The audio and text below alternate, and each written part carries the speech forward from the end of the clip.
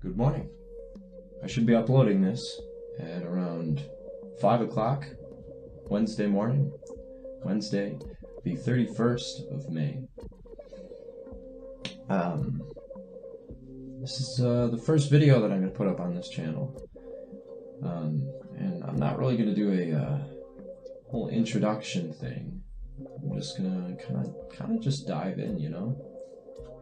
I'm going to look over the Meditations on First Philosophy, written by René Descartes. Descartes. I think I'm pronouncing that correctly. So this video isn't necessarily about the first meditation. That will be next week. I thought I would start on a letter to Sorbonne. The Sorbonne. Sorbonne. I don't know how you pronounce that. A letter from Descartes explaining why he's writing these meditations, what he's trying to accomplish,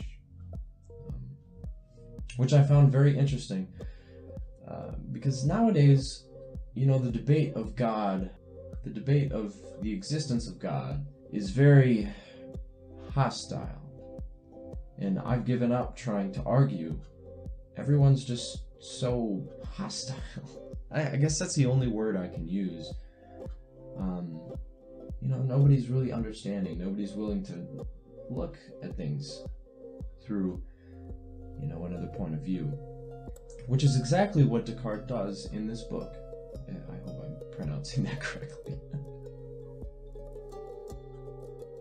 For those who are wondering, I'm drinking a cup of Nescafé Classico dark roast. It's instant coffee.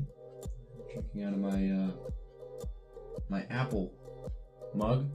But what Descartes does is he goes through almost all the ideas, all the theories that he can think of, whether he believes them or not, and just kind of, you know, digs deep and explains them. And that's what really grabbed me about this book, is because nowadays in a, you know, strictly, oh, this is my point of view, everything else is wrong, I kind of got sick of that, you know. But here it's very open, you know, because people back then were really, you know, just wanted to know, you know, they just wanted to learn, and they didn't have time for petty arguments.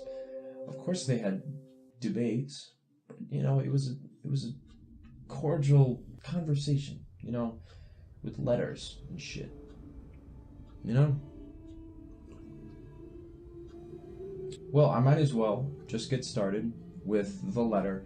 I don't have too much to say about the letter. It's just explaining, you know, what he plans to do, how he plans to do it. There was one passage that I did think long and hard about.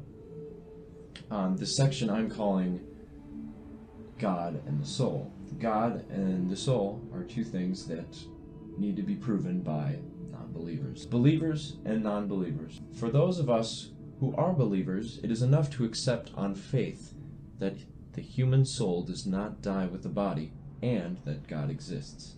In the case of unbelievers, it seems that there is no religion, and practically no moral virtue that they can be persuaded to adopt until these two truths, God and the soul, are proved to them by natural reason. A argument that is still used by Christians nowadays, that people who don't believe in God have no moral virtue for some reason. Where the hell do we not get... Apparently you need God to know that you shouldn't kill people, you shouldn't steal. The reason we don't do that, guilt, sympathy, empathy. I have a demonstration. We feel pain when we are wounded, so we avoid wounding others. We don't like to cause pain to others because it will interfere with instincts such as our need to find a mate / reproduce, thrive with our species, maintain a social presence, and survive, reduces life-threatening encounters. Now these three things, I will admit, they are fairly open-ended. I even went as far as to cross out the second one, because a lot of people believe that they don't either have a social presence or they don't need one. Okay, well, if you don't have one, or if you're saying that you don't need one, prove it. Go live under a rock for 10 years. Because a social presence isn't, just about coworkers and friends. It's about family, because if you're living in close proximity with your family, that's a social presence with a fellow human being. It makes sense that you would not want to kill people who help you live your life.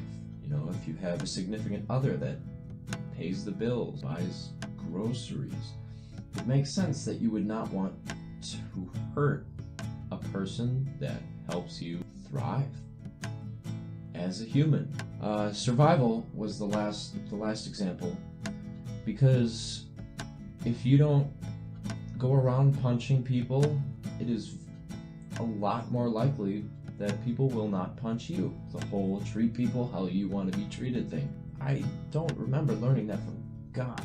I mean, as being a person that went to church for most of my childhood, that's my 2 cents on moral virtue. I think that's what I'm going to make this video about. So, for anybody who finds this video and is genuinely interested, leave a comment on where you believe moral virtue comes from. Well, this cup is almost empty. My name is Al, a hopeful thinker by day and a questionable musician by night. I hope I can stir some thought into your day. Take it easy.